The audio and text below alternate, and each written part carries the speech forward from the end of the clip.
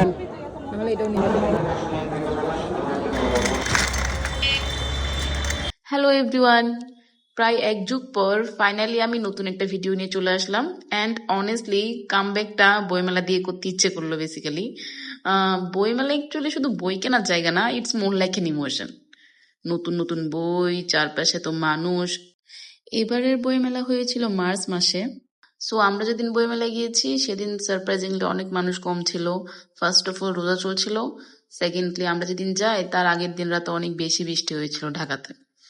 Last নাইটের বৃষ্টির কারণে আমি শুনেছি কিছু কিছু স্টলে অনেক বেশি ক্ষতি হয়েছে, আবার কিছু কিছু স্টল বন্ধও ছিল। অনেস্টলি এটা শুনে অনেক খারাপ লেগেছিল, বিকজ একটা বইমেলার পিছনে কত মানুষের পরিশ্রম থাকে। Every stall looked so interesting, কোথাও নোভেল, কোথাও পোয়েট্রি, কোথাও সায়েন্স ফিকশন। মনে হচ্ছিল প্রত্যেক স্টলের ভিতরে আলাদা একটা পৃথিবী আছে। এই ডিজিটাল জেনারেশনে এসেও মানুষ এখনো এত বই ভালোবাসে, স্পেশালি আমার বোন একটা পুরো বই পোকা। সে বইমেলা আসলে বইমেলাতে যাবেই মাস্ট, এবং এক গাদা বই কিনে নিয়ে আসবে। But one thing I actually enjoyed was, এবার বইমেলায় একটা নাইস কফি শপ এরিয়া ছিল, খুবই comfortable sitting area with fans and everything. আমার জায়গাটা বেশ ভালোই লেগেছে।